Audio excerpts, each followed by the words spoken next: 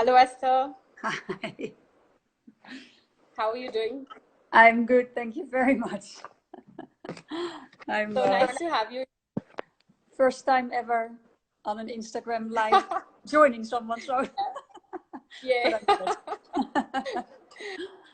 All right. So friends, I'm just going to quickly introduce Esther. This is Esther Ekhart. She's, a perfect blend of a yoga practitioner, yoga teacher, and a businesswoman. She brings in years of personal yoga and meditation practice, therapy training, and study philosophy into her teaching. And she's the founder of Ekhart Yoga, one of the leading online yoga studios in Europe. So welcome, Esther. Thank you, Sejal. Nice having you here. Yes. It's nice to, Right. to hear. What time is it in your... It's a little blurred. Can you just try to fix the video? Yeah, I'm not better. sure how... Yeah? Okay. Yeah, it's... I hope the connection is good here. Yeah, okay. All right. Yeah, no problem. It's all right now. Okay, wonderful. All right. So as to tell us, with all this COVID-19 and, with all this anxiety happening in everybody's lives, how does one really stay calm? I think it's really important to pause, to stay calm, so that you take a few moments throughout the day where you stop. You really just stop, and you maybe take a deep in-breath, and we can do that now, like just take a deep in-breath. Yeah. And let it out. Yeah. And then stop and really just take a moment to feel what is going on right now. I mean, I think if you want to stay calm during COVID, it's a go thing. There's so much information, there's contradicting information, there's news, there's a lot of fear out there, and maybe rightfully so, maybe not, nobody knows. But the one thing we can do is we can control how we react to it. And I think it's really important to make sure that you don't watch too much news, not to drive yourself crazy. I think that's very important. Doesn't mean don't be informed, but be informed mindfully. Inform yourself once a day, or maybe once every few days. You don't need to constantly look what's going on, and make sure you relax. And those pauses, of course I can say you need to do an hour yoga or an hour meditation. Of course, that's all wonderful, but just a pause of a couple of minutes where you take a deep breath and you just take a moment to feel what's going on inside of you. So it's almost like recognize for a moment, how do I feel? What's happening? I feel a little bit of tension in my chest. There's stuff going on in my head. And then you allow, and that means you're almost saying yes to it. So you're not trying to change it. You don't try and relax yourself. You don't try to sort it out. You just allowing, you ask yourself the question, can I be with this? Or can I let this be? So either one, can I be with it, or can I let this be? And then be with it for a minute or two. And then take another deep breath and continue with your day. And that just means you give yourself, it's just a little break. You just give yourself an actual pause. And you break the cycle of the thinking and the going. And and that's, I think, the main thing is to break that pattern. Right. Yeah, because there's so much of anxiety, and it's hard to sometimes kind of, just be like, okay, well, I just need to, like you said, just pause, and, that one needs to stop for a moment and see what's going on internally. And So how can yoga help, during this time, especially to stay physically and mentally fit? Yes. So of course, what I was talking about before with the past, it's kind of a mental resilience, you could say. Huh? You build up resilience, you build up the ability to be with not life when it's easy, but life when it's hard. And we also need physical resilience. It's the same thing. So when you talk yoga, of course, has a lot of different aspects to it. But if we I've just talked a little bit about the mental aspect, which is mindfulness, meditation, is yoga as well. And then now if I go to the physical aspect about being strong and steady physically, it's the same story. When it matters in what kind of an environment even a virus comes into, if you like, or in what kind of an environment anything comes into. And this is again something controlled to a degree. So if you practice yoga every day and you practice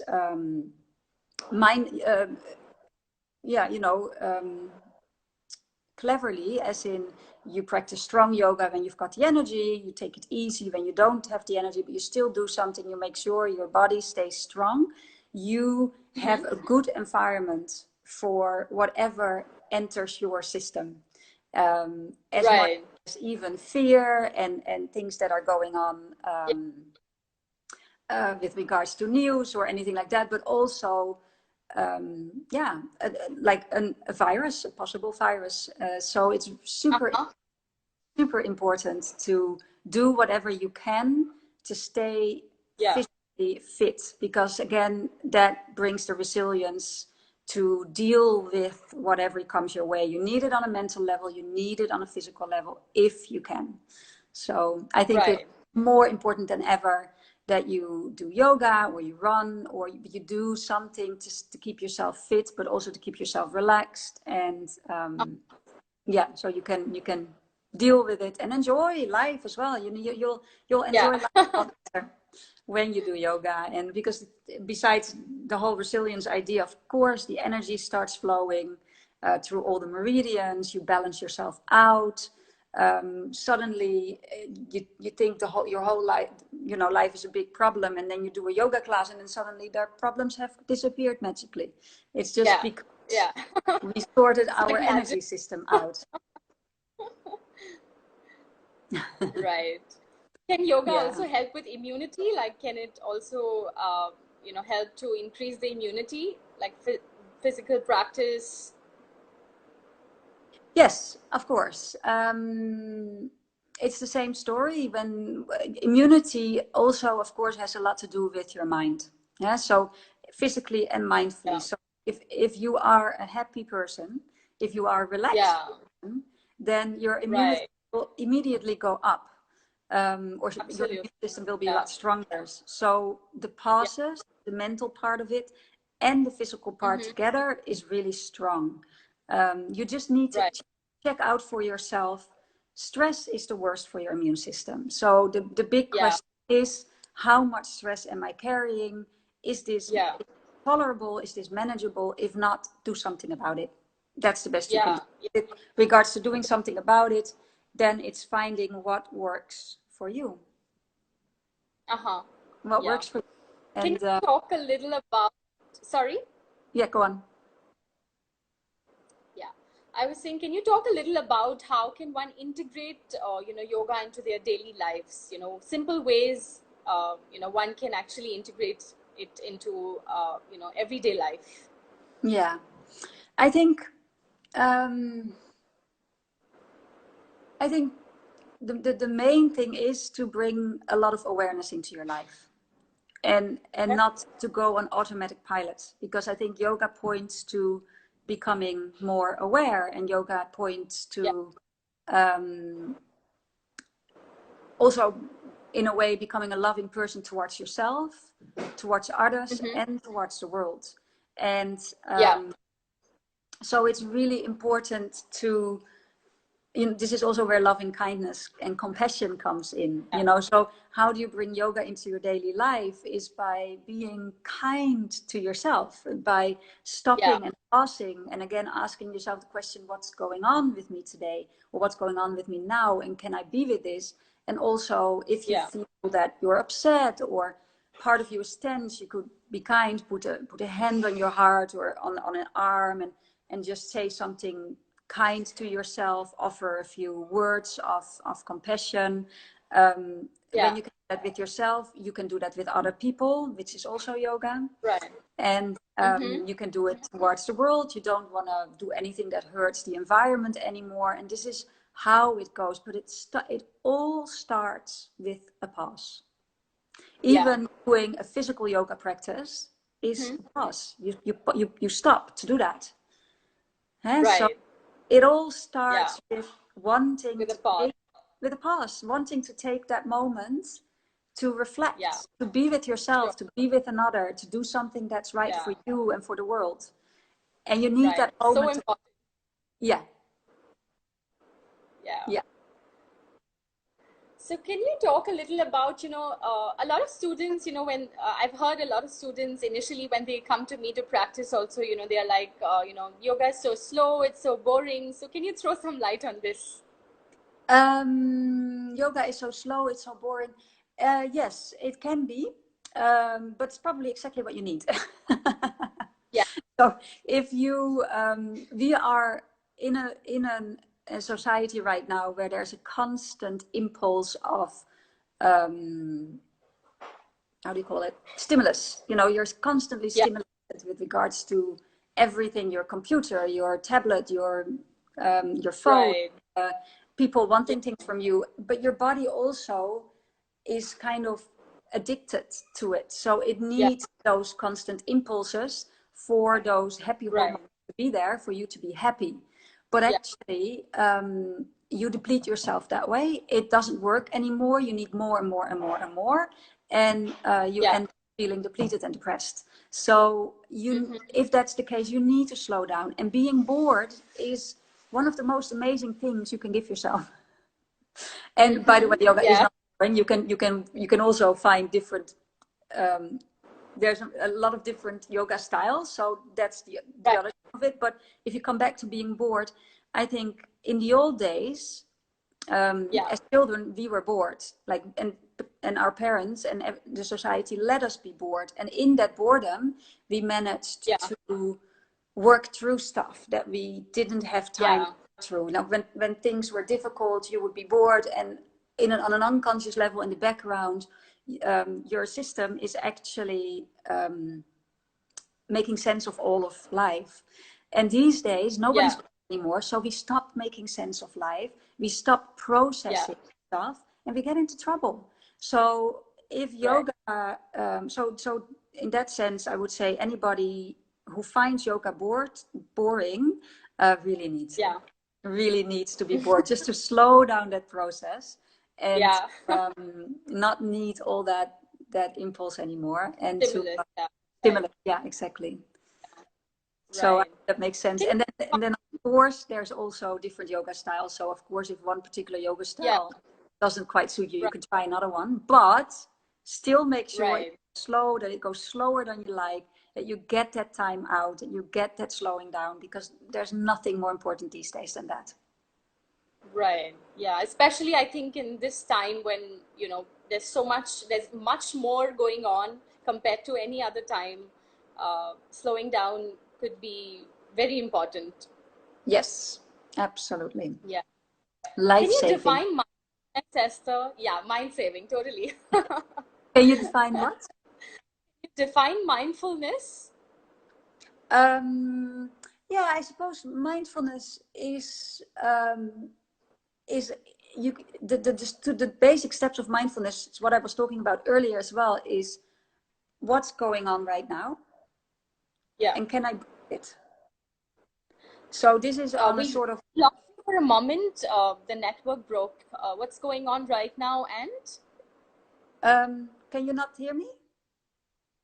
It's breaking a little bit, but let's see. We can try again. Yeah. Yeah. Am I back? I'm not sure what to do. Okay. I think I have a new home, and the connection isn't wonderful. Are you okay? Are you hearing me? Okay. Yeah, we can hear you now. Yeah. So mindfulness is on a mental level. Again, two questions you can ask yourself to get an idea of it. The first one is, what's going on inside of me right now? Yeah. And you just, again, you pause, you stop, you feel. Is it a busy mind? Is it a tightness in the body? Am I upset? Am I happy? Am I relaxed? Am I tense? Right. And then the second question of mindfulness is not, can I change it, but can I be with it? Yeah. Can I be with it, or can I let it be? And that's the basis of mindfulness. And and then of course, with regards to coming out of your head, then if you're for example, eat and don't do anything else, be with the food. Can I be with this food? Can I be with this? And can I let it be without distracting myself, without other thoughts? Or when you cycle, or when you do yoga, you can do yoga mindlessly. You can do sports. If you like sports, you can do it mindlessly. You can just do it and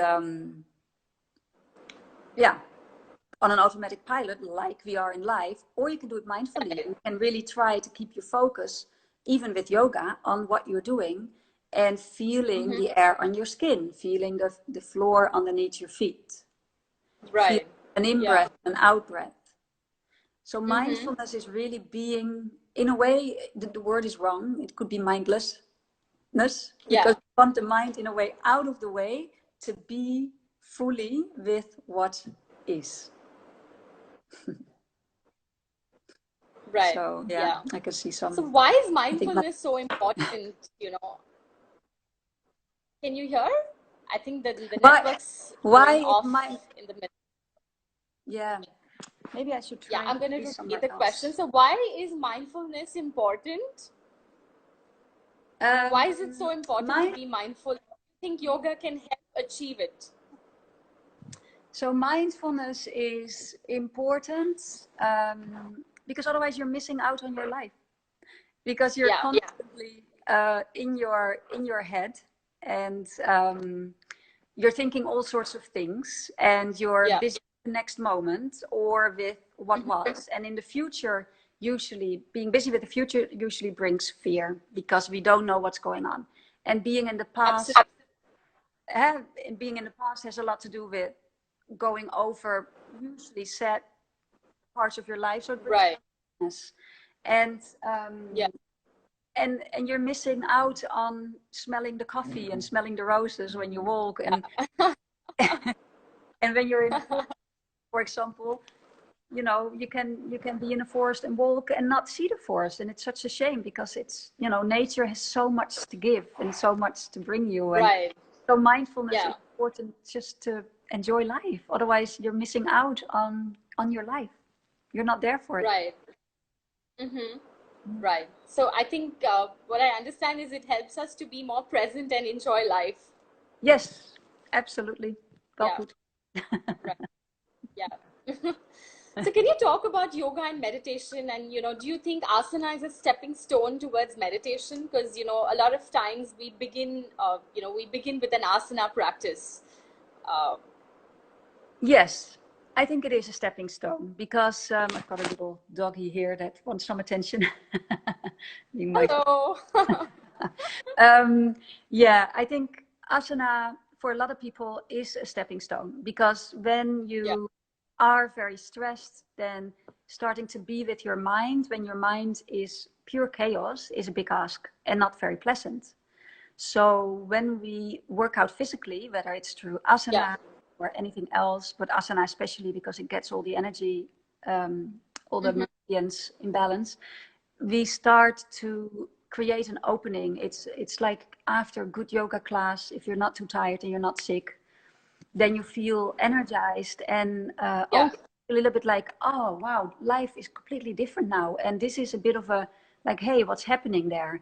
I want more of that. So you start to do more of it, and then of course yoga is more than just asana. Well, asana is only a tiny little part of it.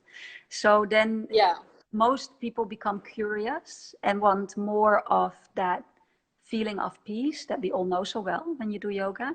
And then they begin to realize, someone tells them, or you get it in class, a breathing exercise or meditation, and then you're hooked. You just want more of that peace, and you begin to realize what you need to do for it. Right. So asana is, I think, a good way to start with the practice, right? Like, I mean, of course it's physical, but it's okay. It's a stepping stone. You will get there at some point. Yes, it's a wonderful thing to do. It's a really great start. It's how I got started. It's how most people that I know got started on the path, you could say. I can recommend it to everyone. And it's again, it works on your bodily resilience, your ability to be also with life when it doesn't go your way. And that is life. Life doesn't always go your way. So if you are resilient, then it's okay. Right. Enjoy it. And if we aren't resilient, if everything needs to be perfect, and we live in a world where we want everything to be perfect. We want the good house, good food. We get upset if we don't get the particular apple we want or whatever. We throw our toys out of the pram.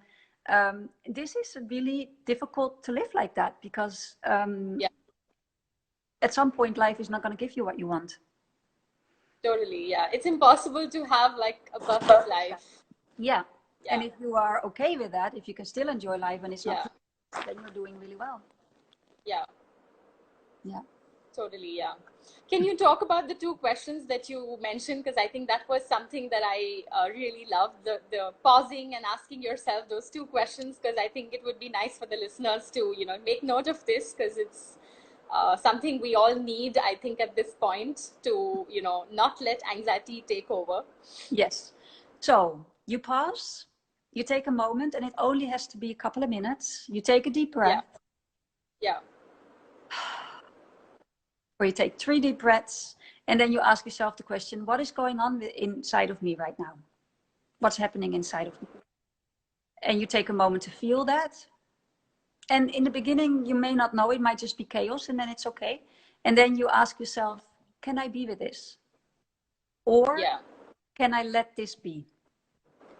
Right. Meaning, we're not trying to fix, we're not trying to change it. We are just saying, okay, this is how it is, and I'm going to be okay, and I'm going to accept it. This is how you build resilience. Sure, yeah. Just being more aware of what's going on. Yes. And these 2 questions are super helpful to guide you to do that. What's going on inside of me? And can I let this be? Can I let this be? Yeah. What can I be? Yeah. And then see where it takes you. And then you can give yourself a little bit of what you need. If you feel you're sad, you could say something like, it's going to be okay, or, but even like pure mindfulness is just, can I let this be? But then, of course, if you cannot let this be, then there's a whole other world opening that you can learn what to do. But let's stick with this one. Yeah. But what if somebody asks this question and doesn't get any answers? I think that's a good question to ask. I think it's not about getting an answer. I think it's about feeling. So this is actually the question, what's going on inside of me, is almost not a question that we want to ask from them, or we don't want to answer it from the mind. It's a question we ask from the mind, but we want to get an answer from the heart, because the mind can ever think about things. That's what the mind is for. It cannot feel, and it's awareness that lies in the heart that feels. So when we ask the question, what's going on inside of us, we stop the mind, or we leave the mind alone for a moment to feel. And if the answer, I have honestly no idea what's going on inside of me right now, perfect, be with that. So that's, it's like, oh wow, I've not asked this question in a year, I have no idea, this feels like chaos. So you are